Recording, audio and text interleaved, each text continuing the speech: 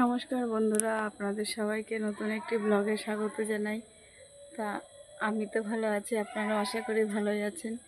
এখন বাজে বিকাল 4টের সময় চলে এলাম আপনাদের সাথে একটু গল্প করতে। আজকে সারাদিন যা রোদ ছিল সে আর কি বলবো। আর দেখুন কত জামা কাপড় কেচে দিয়েছিলাম। এই কদিন তো জামা কাপড় প্রতিদিনই কাচতে আছি। একটা ব্যাগ কেচে দিয়েছিলাম, এই গাছটার উপরে মেলে দিয়েছি। আজকে রোদ দেখে অনেক কিছুই কেচেছি, কারণ এই যে পুজোর সময় ঘুরে এলাম, সেই জামা কাপড়গুলো আস্তে আস্তে অল্প অল্প করে প্রতিদিনই কাচছি। আজকে সকালেই রান্নাটা করে দিয়েছিলাম, তো তারপরে আজকে রান্নাঘরটা অনেক দিন ধরে লেপা হয় না, রান্নাঘরটা একটু লেপেছিলাম। দেখুন, উনুনটা তো জ্বালানো হয় না বলেই পলিথিনগুলো উনুনের মধ্যে রেখে দেওয়া হয়েছে। তো আজকে তো প্রচণ্ড রোদ ছিল, যার জন্য এর মধ্যে আমার দিদি কটা বড়ি দিয়েছে। এই বড়িগুলো রোদ্রে দিয়ে তারপর কোটোর মধ্যে ভরে রেখেছি।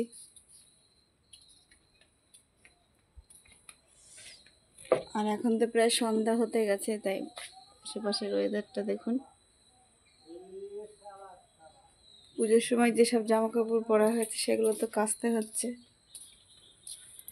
আস্তে আস্তে সবই। এই যে ছেলে এখন গেল খেলা করতে। আর দেখুন জামা কাপড় কেচে কেচে রেখেছে, এখনো গোছানো হয়নি।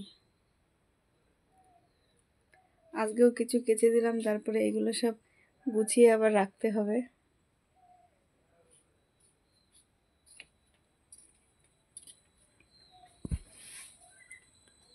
দেখুন গাছের থেকে আবার এসে তো দেখি এখান থেকে লেবু পড়ে পুরো পচেছিল।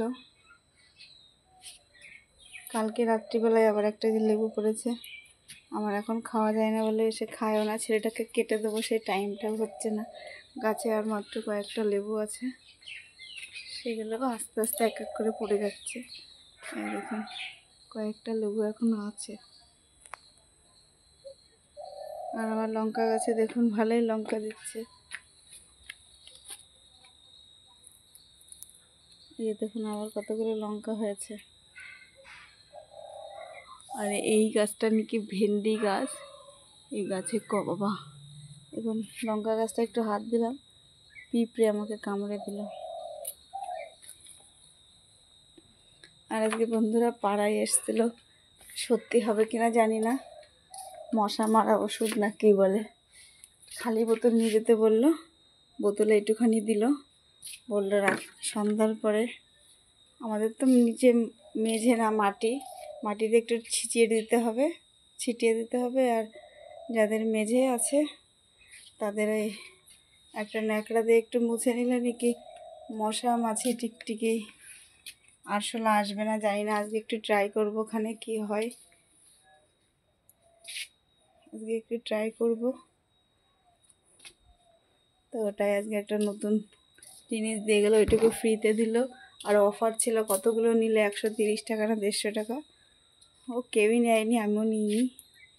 তারপরে বললো পাশে যে দোকান, ওষুধের দোকান, সেখানে কিনতে পাওয়া যাবে। তো বন্ধুরা, আপনারা ভালো থাকবেন, সুস্থ থাকবেন, সাবধানে থাকবেন। ব্লগটা ভালো লাগলে লাইক করবেন, কমেন্ট করবেন, শেয়ার করে দেবেন। ভালো থাকবেন, সুস্থ থাকবেন, সাবধানে থাকবেন। দেখা হবে নেক্সট ব্লগে।